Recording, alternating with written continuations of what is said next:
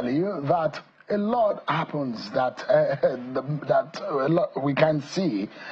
When I say we can't see, it means that there are a lot of background work that goes into securing this country. But a lot of the times when we see the interference or the relationship between the civil population and the security agencies, especially those ones that have their jobs cut out for them in the area of covert operations. There's a lot to learn about what they do. Tonight, looking at issues of national security and the role of the Department of State Security Service, DSS. I'm being joined tonight by Mr. Muhammad Goshe, who is a retired Deputy Director General of the DSS. Assistant Director General of the DSS. Thank you so much indeed for joining us tonight. Good evening, sir. You know, and to also point out that you are a lawyer too, of many years of being called to the bar. Thank you so much indeed for coming tonight. You served in Rivers State, perhaps one of the most volatile areas in this country. And for some of us who know some issues about the military days and how the DSS had graduated from what it used to be known up to now, people still mistake or people still mix up SSS, DSS. What is there any difference? Is it nomenclature? Is it the name or what exactly? Well, thank you, sir. SSS is the name given to the State Security Service when it was created. After the NSO was balkanized into 3 organizations, the NIA, the DIA, the SSS was the name it was called. But by the nature of SSS operations, you need some covertness. And covertness requires undercover operation. So you need some measure of cover. In the NSO days, if you recall, the NSO was used to be called the State House Annex. Now, State House Annex was like, it was a department in the State House. They were operating under the umbrella of the State House. So when SSS was created, it was like, what cover do we adopt? Now come up with, okay, we will take the cover of the presidency. So if they ask you as an operative, where do you work? I work in the presidency. Some inquisitive ones will begin to ask you, where in the presidency? Maybe they have an idea how the presidency works, or how many departments there are in the presidency. Some people will ask you further question, where in the presidency? You will now adopted the cover of Department of State Services in the presidency. Interesting. So SSS and DSS, they are the same thing. But the DSS is a creation of the Nigerian Constitution, and their duties and the rules are spelled out. And it's part of the effort of securing ensuring internal security. Is that right? Sure. Both for VIP operations or both for covert operation, but majorly they are a covert operation, isn't it? It is a secret service. Is it a secret service? It is. Yeah. So their jobs are not supposed to be visible, is that right? Naturally, they are not supposed to be visible. Well, give us an understanding. These days we see the DSS more often. Why, if they're supposed to be secret and covered, why do we see more of them? Yeah, the overt aspect of the SSS operations are also there.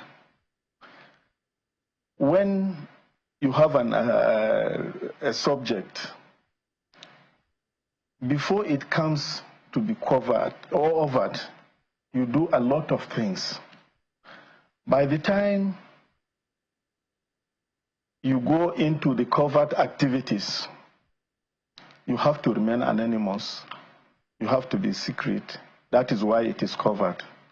But getting to certain levels in covert operation, you cannot help but you must do certain things open. For example, you are following a case. Going forward in the case, you discover that if you don't take certain actions, it is going to produce results that are not desirable. And that action that you must take will have to be physical. People have to see you do it. You have to take certain actions to stop it from happening or from getting worse if it is something that is already going on. In that situation, you have to come out open. But per responsibilities, we have the responsibility of protective security. Protective security, you cannot do it undercover. You must be visible. You have to be seen. Of course, if you are covering, for example, the head of state, you give him close body cover, 6-month formation, 4-month formation, 2-month formation, depending on the occasion and the level of threat. The people covering him are always visible. You see them. The same thing with physical security activities. When you go to a place, access control is conducted by the State Security Service. You have to see them physical there. And those ones are people that you cannot deny. So the DSS operatives are the ones, when we see the president, the guys who are always in suit and tie, and we see a part of their tummy bulging, and we imagine his weapon that is there, isn't it? They are the ones, isn't it?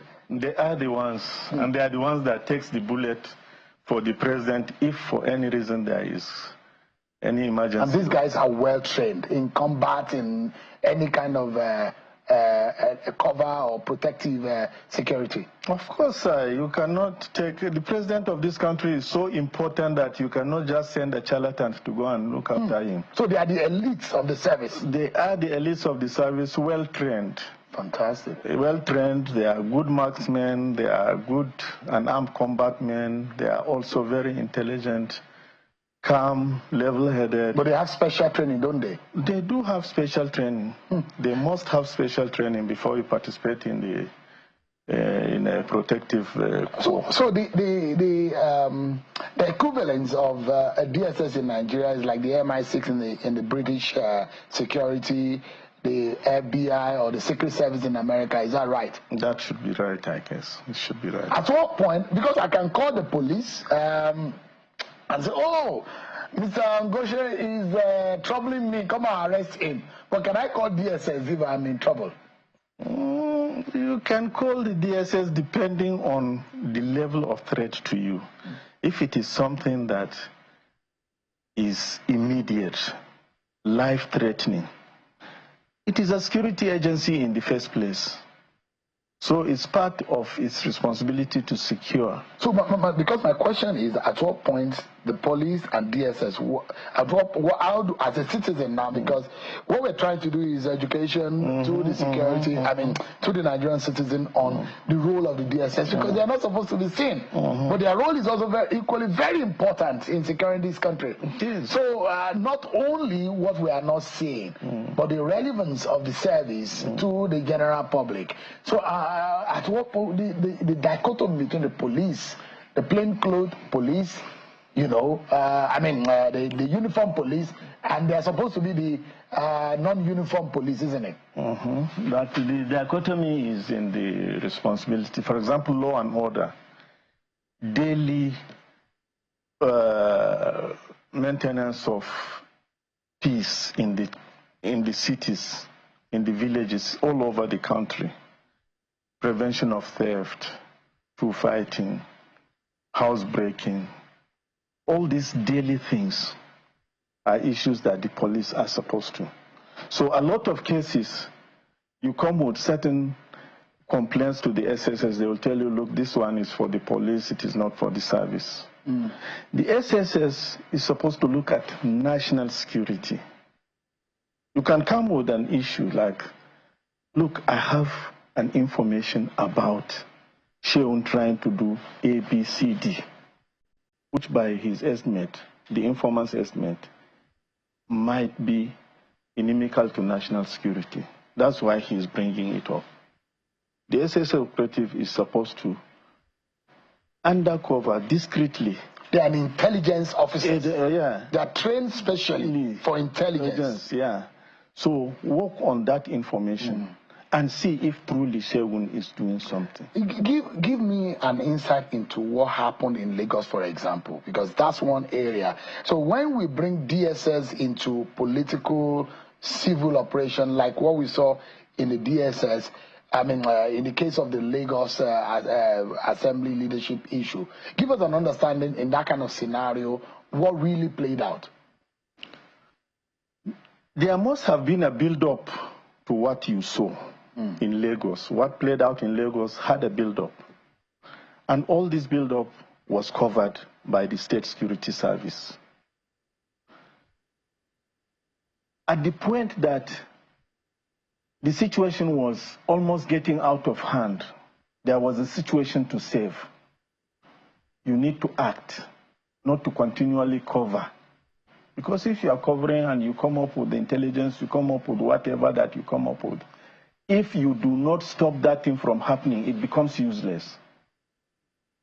So the SSS did a lot of undercover activities. There were a lot of happenings, a lot of goings on that took place before the SSS went into the National Assembly, into the House of Assembly in Lagos State.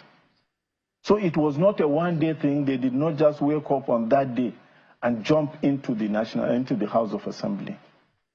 It might interest you to know, Sheun, that even the House of Assembly wrote the service to intervene. That was one area that really caused a lot of controversy because they made it look like no one invited the service. No, that is not true. It's maybe the work of the press. I think the press jumped to a very hasty conclusion to begin to give it names such as invasion, it was this, it was that. Because, I mean, in reporting this thing, because it came to light, Mr. Ngoshe, that actually, some of the letter that we eventually now saw, that it was the clerk of the Lagos Assembly that actually wrote for DSS protection of the House of Assembly. But if you look at the video, it was made to appear as though the lawmakers were fighting to get inside, and they were shocked that DSS was there.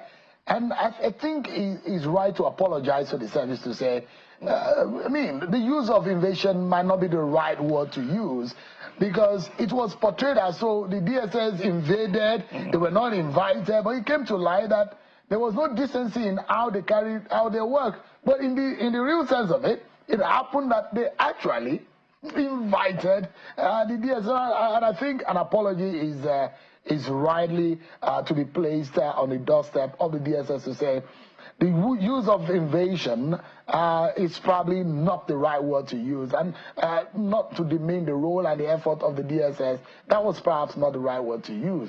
And, you know, clearly you're stating, and from what we even understand, that the DSS have the power under the law to move into any place as they deem fit. Is that right? That is very right. Sir, if you are working as a security agency and you see trouble breaking out, the probability of loss of lives, damage to property, very high.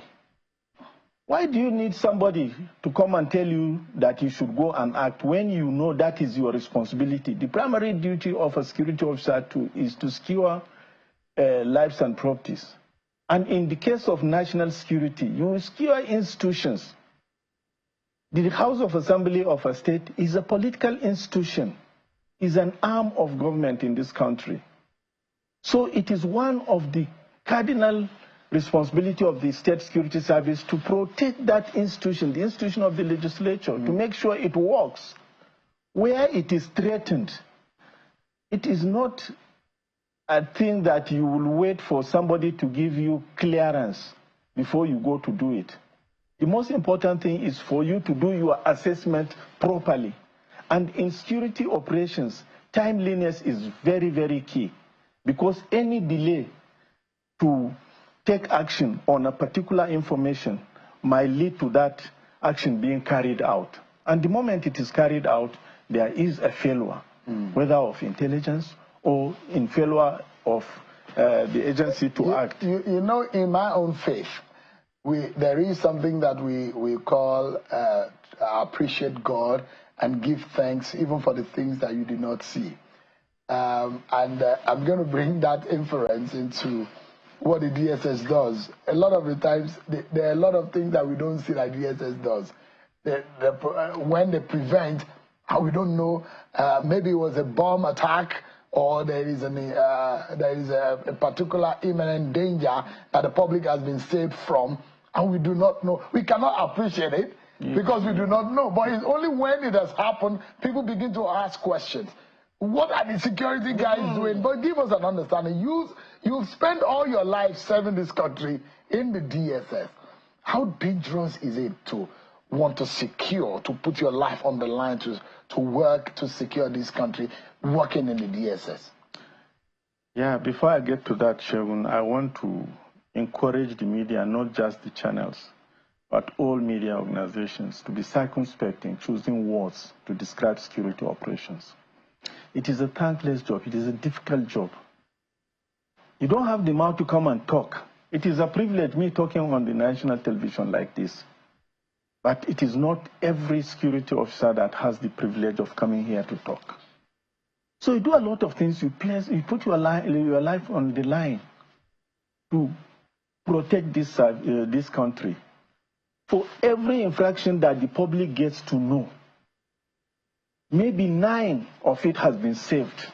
It is the 10th one that for whatever reason it blows out and the public gets to know.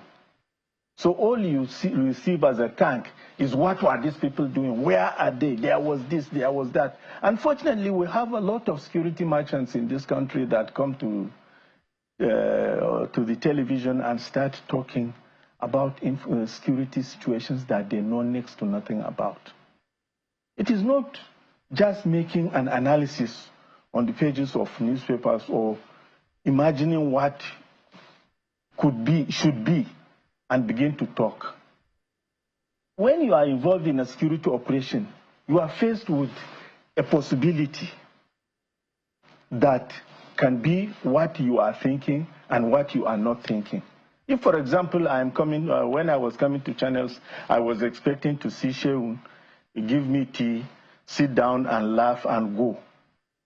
I come here, you are putting me in the studio. It is up to me as a security man to redress the mindset that I came in with, to fit what you are confronting me with. So also in all security activities, it is like that. When you are involved in a covert operation, you are not going for a definite thing. Anything that throws itself at you is your duty to live up to the challenge, and you go along. Let me, and perhaps on the final note, I know it's a difficult one.